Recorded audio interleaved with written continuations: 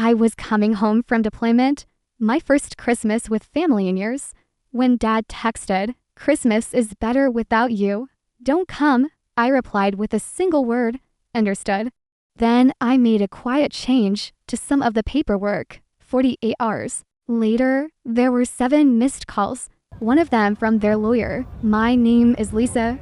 I'm 28 years old, a staff sergeant in the U.S. Army, and until recently, the daughter who sent half her paycheck home every month because I thought that's what family meant. I've been stationed in Germany for the past year, haven't seen my family in person in almost 4. Not because I didn't want to, but because there are only so many times you can fly halfway across the world just to feel like an afterthought in your own living room. Still, this year I had hope, which is funny, really. You'd think someone trained in tactical risk assessment would know better than to keep betting on people who never show up for you. But I guess I'm human before I'm a soldier, and humans hope, even when we shouldn't. When I found out I was approved for Christmas leave, I was genuinely excited. I hadn't been home for the holidays since I enlisted. I pictured my mom getting emotional, maybe even setting a place for me at the table. I imagined my dad offering me a beer without making it weird. I even thought idiotically that my sister might ask about my life instead of her own car problems. So I booked the flight non-refundable because apparently I also believe in miracles. I messaged my mom, "Got leave. I'll be home for Christmas. Can't wait to see everyone." She hard reacted the message. No words, just a little red heart. I tried not to read too much into it. I really did. For a few days, I let myself believe it would all be okay, that I'd come home to warmth instead of tension, that the people I'd been helping financially month after month might actually want me there for more than just the money. Then 12 days before Christmas, my phone buzzed while I was standing in the base kitchen halfway through a stale protein bar. It was from my dad. "Christmas is better without you. Don't come." I stared at it for a long time, hoping it was a joke, a typo, anything. 2 minutes later, my sister followed up. "It'll just make things awkward. Please don't show up." That one hit harder than it should have, not because she'd ever been warm, but because it sounded like the kind of text you send about an ex, not your own sister. I didn't argue. I didn't ask why. I just replied, "Understood." I'd like to say I didn't feel anything, that I was used to it, but that would be a lie. The kind of lie soldiers tell themselves to sleep better at night. No, my heart broke. Not loudly, not dramatically, just in that quiet, familiar way where you feel something inside you shift and know it won't shift back. And then something else happened. Not anger exactly, not revenge. Just clarity. That night, I logged into the systems, where my name still lived. The joint utility account I'd been covering temporarily for 3 years. My sister's car insurance, which had quietly billed to my card since she lost her job. And most importantly, the mortgage payment portal where I'd been sending money every month. Even though I was never on the deed, I didn't own the house, but I'd helped keep it afloat. My dad couldn't qualify a loan after his layoff. My credit and income made the approval possible.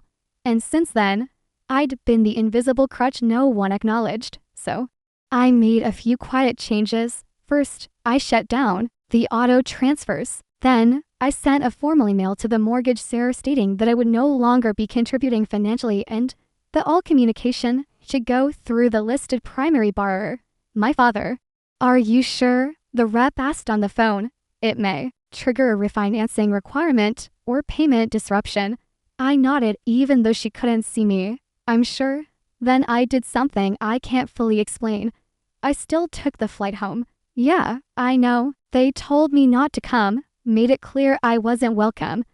But the ticket was booked, and maybe some sad, stubborn part of me needed to see it through to come home one last time. Even if I didn't step foot in the house, I landed 2 days before Christmas, didn't rent a car, just took a cab straight to a budget motel off the interstate. The kind with thin walls and mystery stains on the curtains. I sat on the edge of the bed, staring at the town I used to know. The lights, the same stores, the same cold wind through bare trees. But I didn't feel like I belonged here. I felt like a stranger who had outstayed her welcome in her own life. I didn't go by the house, didn't reach out again. I just waited. By the next morning, my phone was buzzing nonstop. 7 missed calls, 3 from my dad, 2 from a block number, 1 from my sister, and 1 from a number I didn't recognize until the voicemail played. Miss Morgan. This is Nathan Calloway, legal counsel for your parents. I've been informed that you've withdrawn financial support tied to their mortgage. They're understandably concerned. I'd like to speak with you before this creates further complications. Complications, I whispered, staring at the phone. Now they were concerned. Not when I was wiring money across the Atlantic. Not when I was missing birthdays, holidays, entire years of my own life. No, now that the money stopped, I didn't call back. I ordered cheap takeout, pulled the thin motel curtain shut, and let the silence wrap around me like armor. I was officially home for Christmas, just not where they could see me. And for the first time in years, I felt the edge of something I hadn't tasted in a long time. Control. I don't remember the first time I felt like the outsider in my own family. I just remember realizing it had always been that way. There wasn't one big event, no dramatic get out of my house moment, just a slow accumulation of moments where I was reminded politely, passively, or with a smirk that I was useful, but not essential. Present, but not central. I was eat when my sister Haley was born. She came into the world red-faced and squalling, and my parents treated her like she had descended directly from heaven on a personal cloud. My dad called her the miracle baby, which always made me wonder what that made me. A warm-up act. To be fair, I was a quiet kid, not brooding or weird, just low maintenance. I read books, lined up my toy soldiers, got decent grades. No one worried about me, and in my family, not needing help meant not getting attention. My dad was a foreman at a steel plant back then. Big personality, loud laugh, strong opinions. He was the kind of man who believed emotion was a weakness unless it came out of a clenched fist or a race. Ed voice. If I cried, he told me to knock it off. If I got quiet, he called me dramatic. If I got mad, I was told to stop acting like a girl, which was ironic considering I was one. My mom was gentler, but in that vague, foggy way where you're not entirely sure she's in the room with you. She'd forget parent-teacher conferences, lose track of when my sports practices were, sometimes forget to pack lunch, but she remembered Haley's ballet recital, for playdates, her favorite snacks. I wasn't unloved, just unnoticed, unless I did something wrong. When I turned 16, I got a part-time job at a local gas station.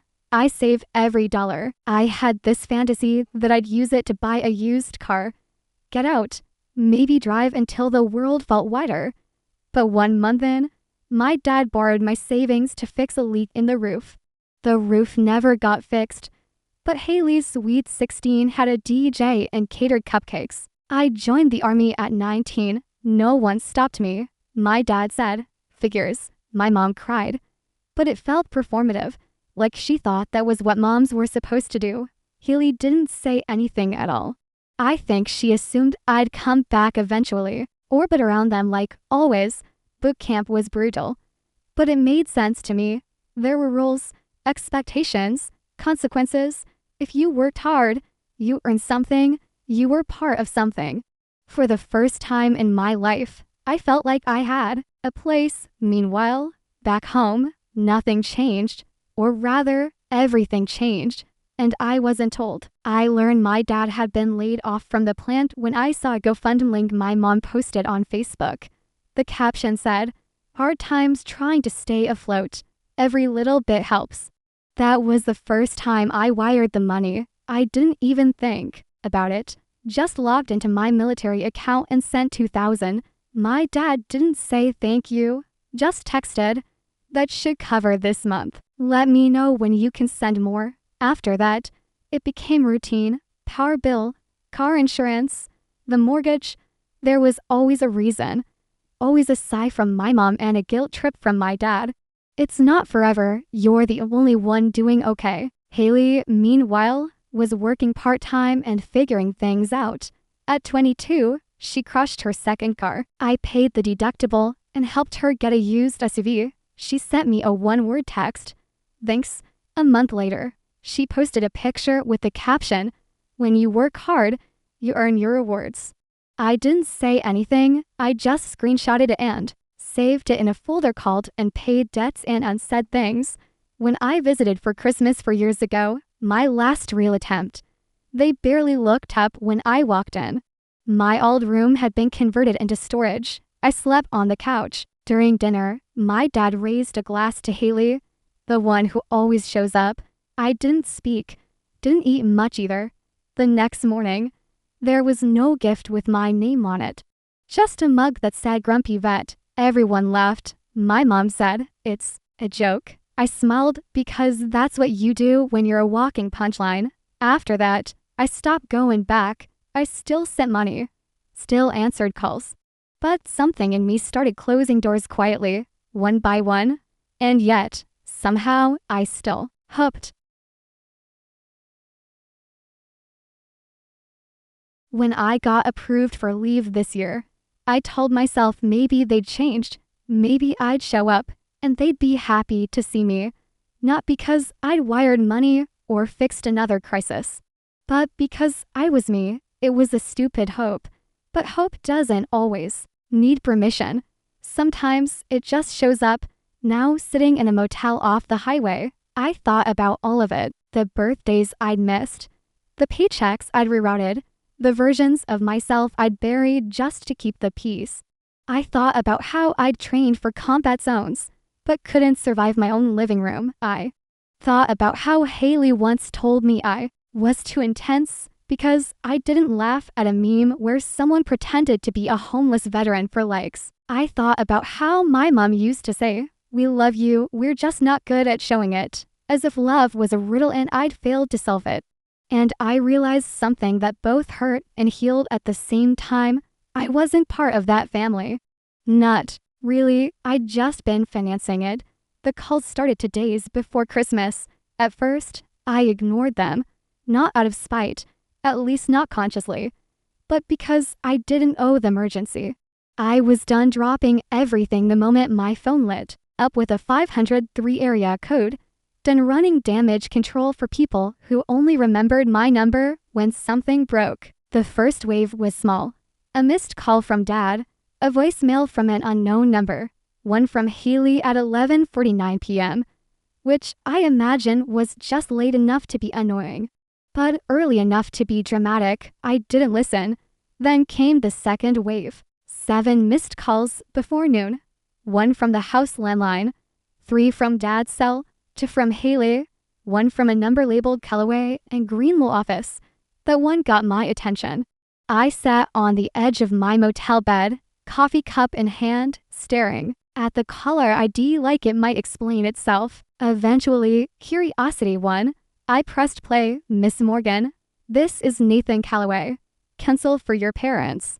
I've been informed that you've ceased financial contributions connected to a jointly financed home. They're understandably distressed. I'd like to speak with you before this creates further complications." Complications, I muttered, right? Like self-respect. I didn't call back. I wasn't interested in being managed. I know how this game worked. Turn concern into guilt. Make guilt sound like duty, and hope I folded before they had to face the consequences of living without me. Instead, I put my phone on Do Not Disturb and went for a walk. It was snowing. That soft early winter kind of snow, just enough to dust your shoulders, not enough to make anything beautiful. The streets looked the same as I remembered, a little dull, a little gray. My hometown hadn't changed much, but somehow I passed the bakery where I used to buy cheap donuts on Saturday mornings. The sign was faded now. Haley once got caught shoplifting there, and I was the one who biked across town to bring her home so Dad wouldn't find out. She thanked me by not speaking to me for a week, said I ruined her vibe. I chuckled to myself. a sad kind of laugh, the kind that sounds more like an exhale with memories stapled to it.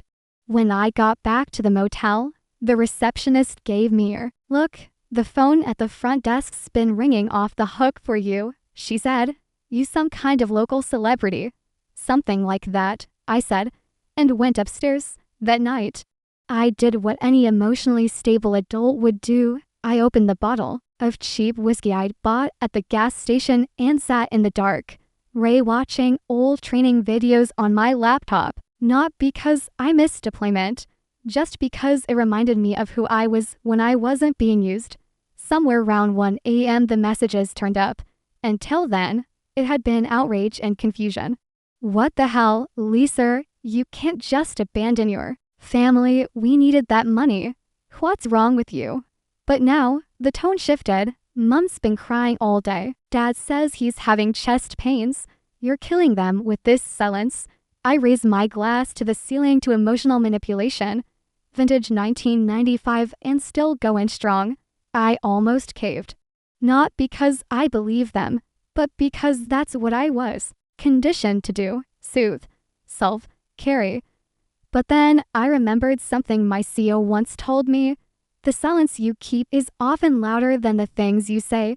So I kept it. By Christmas Eve morning, the messages had gone from dramatic to biblical. There were Bible verses, a cryptic post from Haley.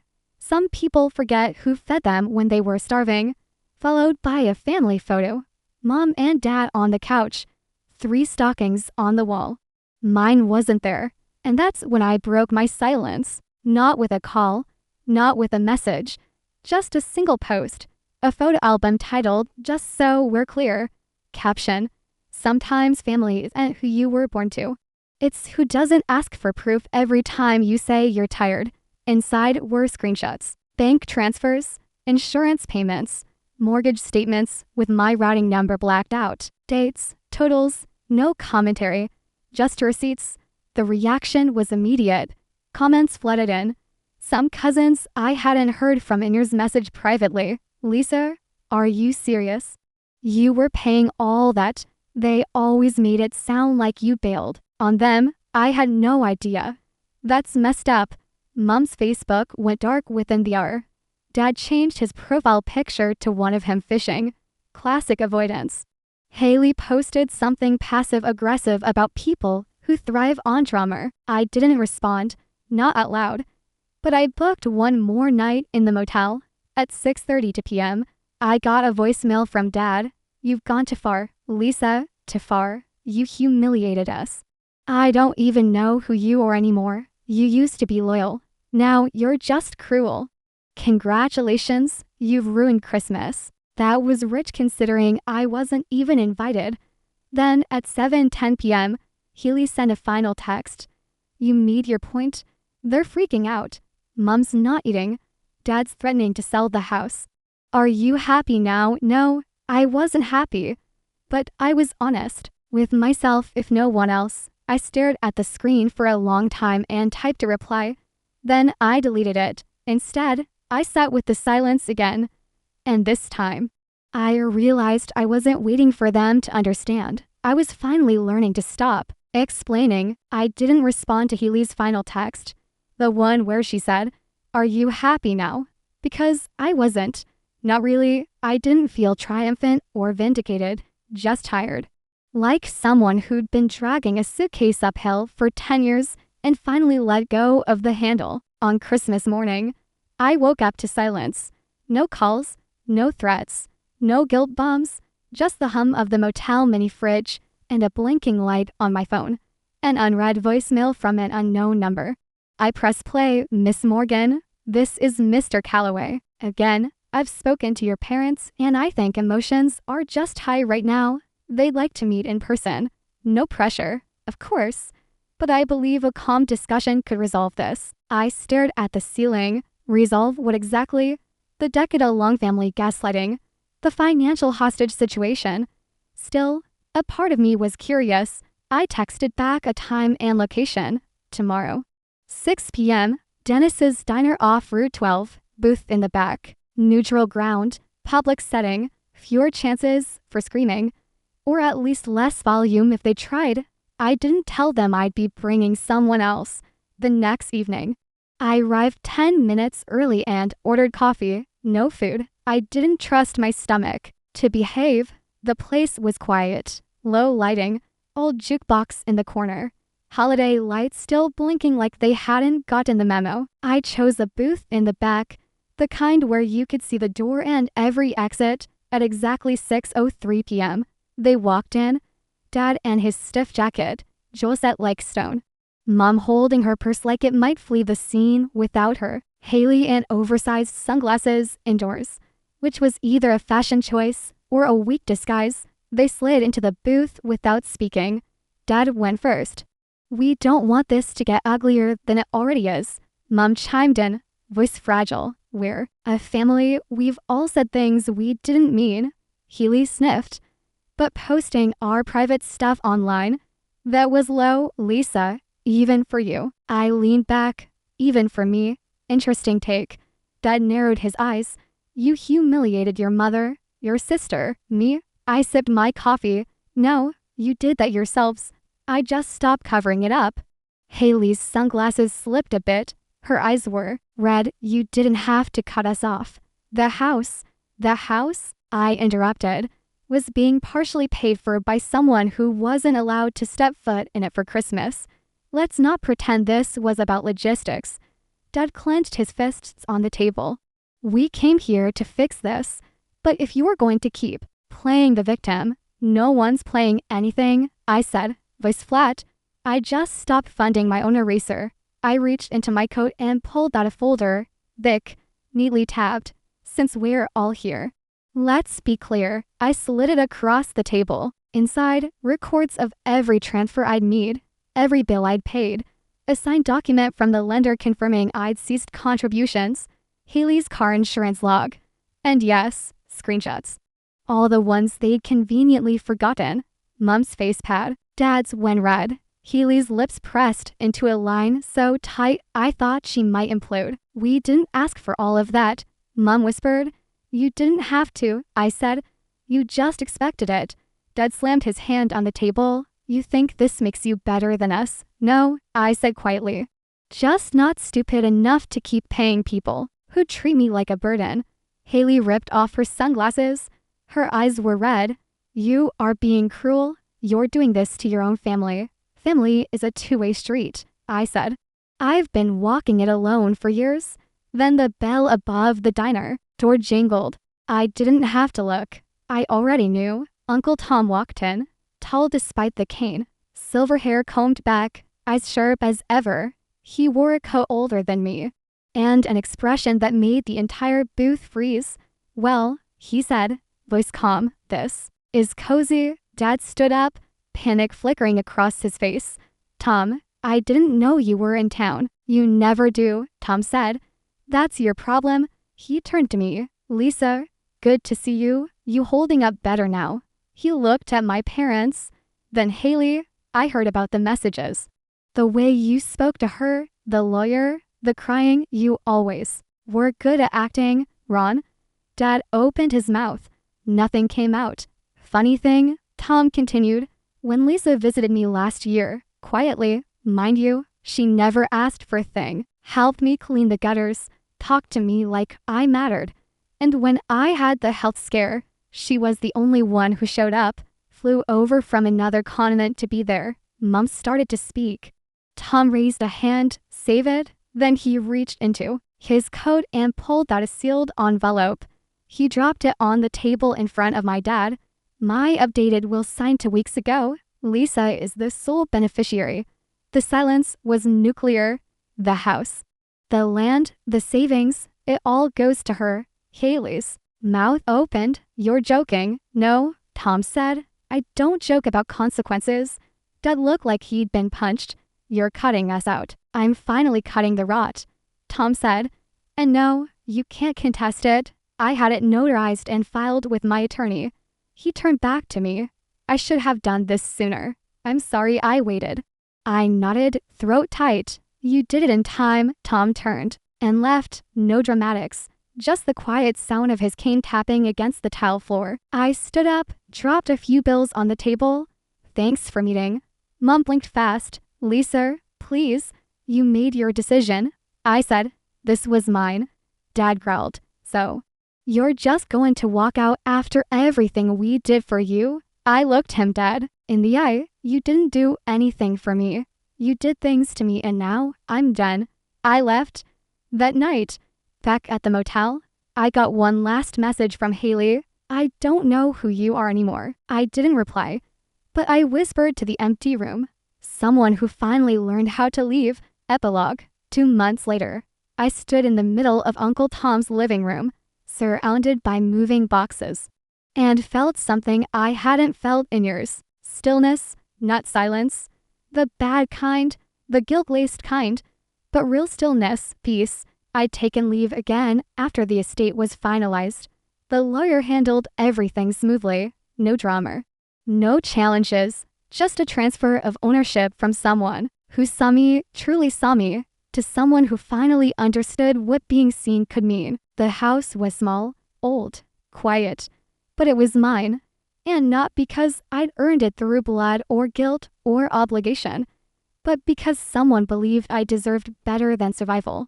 I kept one photo on the mantle, me and Uncle Tom from that last visit. We were sitting on his porch laughing about something I can't even remember now. I just remember the look on his face. Pride. The rare kind of love that doesn't announce itself. It just shows up. I haven't spoken to my parents or Haley since that night at the diner. There were a few messages after the will became public. Some begging, some accusing. I blocked them all. And I didn't feel guilty. Not anymore. You don't owe anyone your peace just because they share your blood. Sometimes family is who drains you. And sometimes freedom is what happens when you finally stop letting them. I'm not sure what I'll do next. Maybe I'll turn the house into something meaningful. A place for vets to rest. Or maybe I'll just live in it for a while. Learn how to exist without bracing for impact. Either way, I'm not looking back. Thanks for listening. Really, this story wasn't easy to tell, but maybe someone out there needed to hear it. Let me know in the comments. Do you think I did the right thing? Would you have handled it differently? And if you want to hear more stories like this, don't forget to subscribe.